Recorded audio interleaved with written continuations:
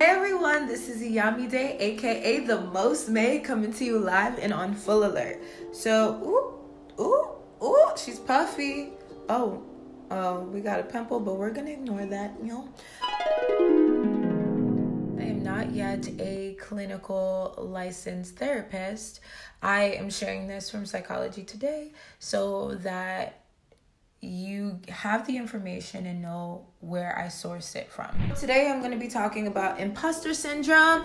And imposter syndrome is when someone doesn't believe that they are either worthy or deserving of accolades, the accomplishments that they receive, or compliments. The person that's struggling with imposter syndrome also believes that they are not as competent or as intelligent as people may think they are. They believe that they're actually a fraud. A lot of people that struggle with imposter syndrome are high achievers and are well accomplished. It's just that they struggle with believing that they're worthy. As I was doing research on it, I found out, I'm just going to read it to you from Psychology Today, but it says those who experience it, meaning imposter syndrome, struggle with self-efficacy, perfectionism. In case you want to know what self-efficacy is, I'm going to read you the definition.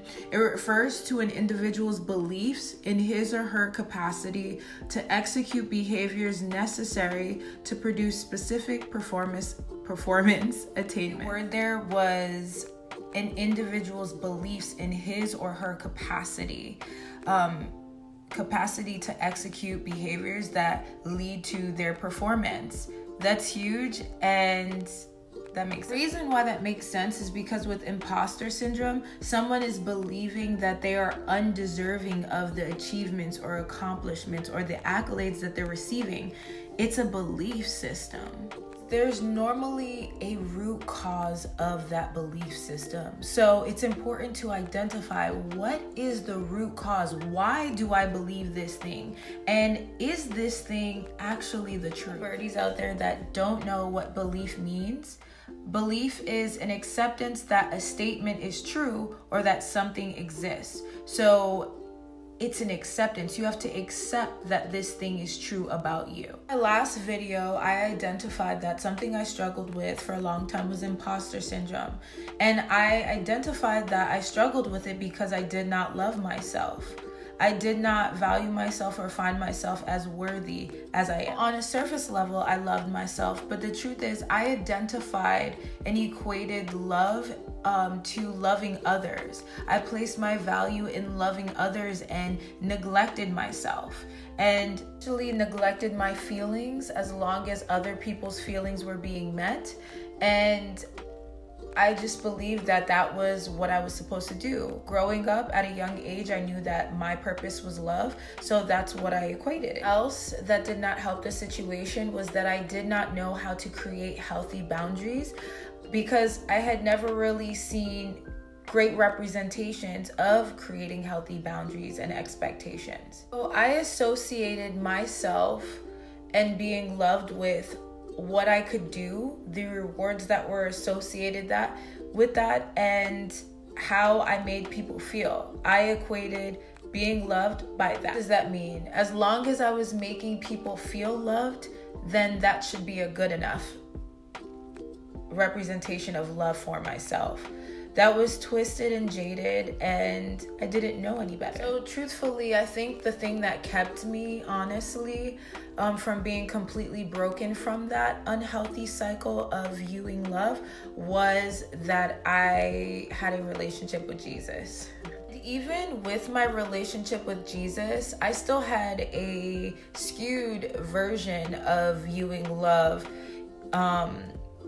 and what that looked like, because I didn't even understand the capacity of my faith. The reason I didn't understand the capacity of my faith really stemmed from still looking and viewing my faith from the perception of man, meaning human beings, mankind, and their perception of what my faith should look like. It wasn't until I started really spending personal time with God and reading the Bible, really the Word, and seeing God's display of love in action.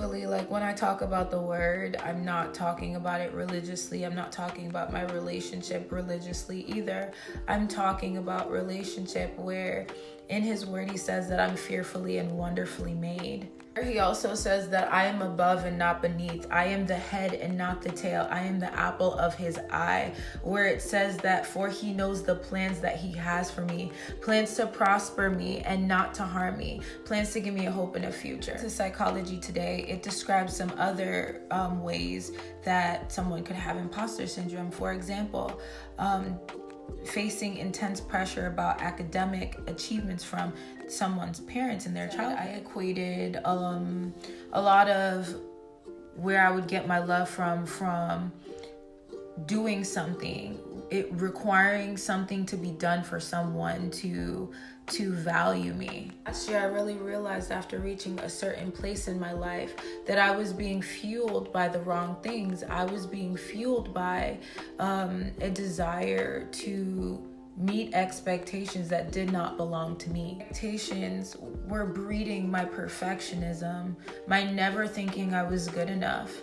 And I would do the next thing and go on to the next thing and then the next thing, but it was never good enough. And that was the problem. I also wanted to point out how common imposter syndrome is. Psychology Today says that around 25 to 30% of high achievers may suffer from imposter syndrome, and around 70% of adults may experience imposterism at least once in their lifetime. That's important to know. I just want you to know also that people with imposter syndrome may struggle with other mental health conditions, such as anxiety or depression, but an individual cannot be diagnosed as having imposter syndrome.